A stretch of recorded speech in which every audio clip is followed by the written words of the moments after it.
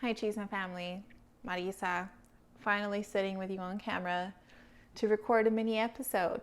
Now, I promise I actually looked decent earlier today. I actually had makeup on. My hair was done. I had a real cute dress on, like heels. I looked on point. But it's the end of the day, and I've recorded this like 5 times and hated every single one. And I'm hoping that this is just like the one because I'm a little tired. Yeah, and we're like gonna post this tomorrow. So you guys want to know what a night looks like with me? Get excited. This is it. So wild. Anyway, the reason I'm on camera today is because this topic it's very personal to me, and I want those of you that are receiving it to have an opportunity to sit down and feel like you're having a one-on-one with me as we talk about this, because it's important and it's really framed who I am as an individual. And I think that right now it's incredibly relevant. It's relevant not only because there are people in my life who are going through this, but because there are so many of us that experienced it because of COVID and because of other reasons. And I think that outlines it, what we're going to be talking about today. But we're going to be talking about loss and grief and support, because I think that last one is really important when you're going through this. So to give you guys some backstory, first off, I'm not an expert on loss or how to deal with it. I'm just going to share with you my experiences and how it affected me. And I'm going to try to get through this without getting emotional. And if you know me that at all, you know that it's not easy for me to get emotional really about anything. But these things really affected my life. And they hold so much value because they really set the tone for how I live my life. Now, the first time I experienced the loss of someone, was when I was 8. When my brother and my father passed away. They were killed in a car accident. And I was a kid. Honestly, I didn't really know how to cope or what to do, but I had family members there that were loving and they were caring and helped me feel like I wasn't alone. And growing up in a Latin household, I was raised by my grandmother predominantly. My mother was working 2 jobs to provide for the family. She was doing the best and the most so that we could have everything we needed. So because of that, my grandmother was the one there. And being the eldest female, she's the one that taught me, you have to step up to be the eldest now, and you have a lot more responsibility. And she was there, and that was really helpful. And then I'd say when I was 15, at this point, my mother had remarried, and we had become this like new family, close knit, and this man was wonderful. And he was not only a dad, like a father, he was a wonderful mentor to my sister and myself. He really saw our potential in who we were, and he fostered that and fed it. Let me regain my composure for a second. All right, we're good. So I'd say a little bit more than a decade passes, and then my grandmother passes away from natural causes. She lived a full life. Wild child, kind of, but like not really. A wonderful person, wonderful woman, period. And then I'd say a little bit more than a year later, I lost my first child.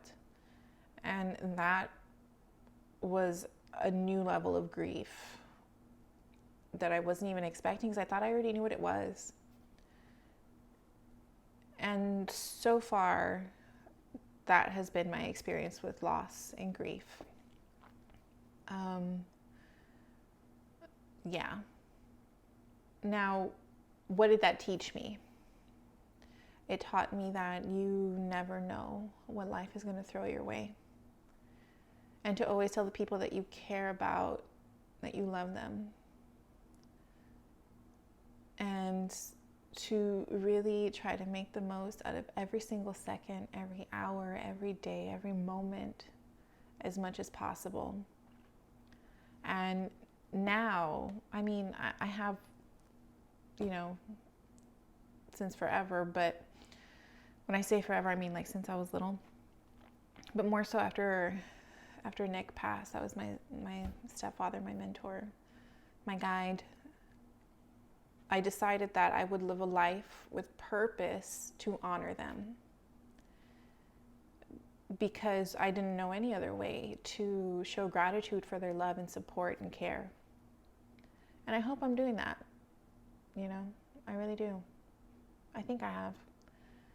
And if you're going through this right now and you're watching this, or you're just listening to the podcast, I want you to know that you're not alone, and that you are loved, and you are important, and you are cared about.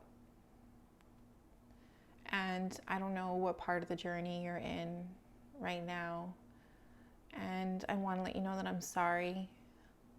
I'm sorry that people that you care about were taken from you. I'm sorry that the memories and the dreams and the hopes and those moments that you wanted with these people are no longer going to happen. I am sorry that you are going to have to process your pain and feel everything. But I will tell you that if you do it in the most healthy way possible, you're going to find more of yourself in the process. And you get to share that beauty with others. Now, if you're going through this and you don't have any support, I'm sorry that those feelings of being alone are just going to be a little bit heavier. But you're not alone. I'm here. You can email me, you can call me, you can message me. My number's on the website on chismeandcheladas.com under contact us. My number's on there. You can email me, and if you want to sit down and have a little chat, I love to host people and make you guys food, even if it's just comfort food. I got you, all right? Because sometimes just being able to have somebody there, you don't even have to talk about it. Just having somebody there really makes all the difference. So if you are close to somebody that's going through this and you don't know what to say, you don't know what to do, you want to say and do the right thing, there is no right thing. And I say that because the roller coaster of emotions and thoughts that these people have, or that you're having if you're going through this, it's going to be just that. It's a roller coaster. And you have to allow yourself to ride that wave and go through it. And I'm going to ask you to get off that roller coaster when it's time. Don't stay on it, because there are some people that stay on it and they get stuck and they use that as a reason to support their bad behavior. And I hope that you don't do that. I hope that you live a life in honor of those before you. I hope that you carpe diem, seize the day, make the most of it. And I hope that you tell the people around you that you love them and how much they mean to you, because that's important. You should. Absolutely. And there are some of us that have been very fortunate to never experience loss. And so trying to understand it can feel like beyond you, but all you have to do is just show up and just be there with them. Let them talk, let them feel, and just be present with them, because doing that helps validate the fact that they're not crazy and that everything they're feeling is okay. It's natural. Now, if you're going through it, again, reach out to me whenever you need to. I'm here. But please deal with your grief in as healthy a way as possible. When we lost Nick, I got to see how different people handle loss, because we were all affected. Even though it was the same thing that changed our lives, the three of us handled it very differently. I became a workaholic. But that also became my mode of expression because I didn't have anybody to talk to. So I understand what it's like to feel the heaviness of it all and not know what to do with it.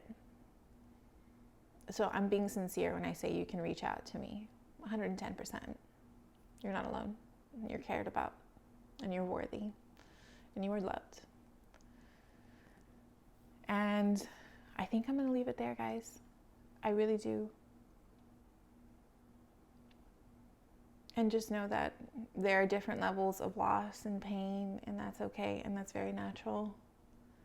And you don't have to lose someone to feel loss. They don't have to die, is what I mean. Just in case we weren't on the same page there. You know, sometimes people can still be alive and we have to grieve their loss because for whatever reason they're just no longer in our lives. And that's okay too. That's okay. Now, if you read the blog, thank you, first off, for reading my words. I think I'm a terrible writer, but I mean, some people like it. But I did put one of my favorite poems on there. It's called One Art. It's by Elizabeth Bishop. And she just talks about how inevitable loss is. We're going to all experience it on different levels in different ways, and it's going to have a different impact on all of us. But it's still there. It's still going to be there.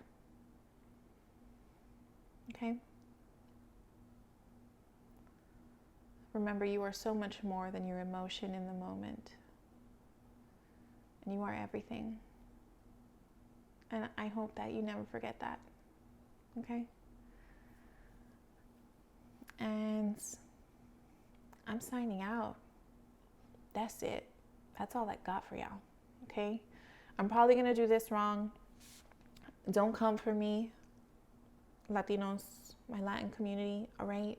In the words of Walter Mercado, con mucho, mucho, mucho amor.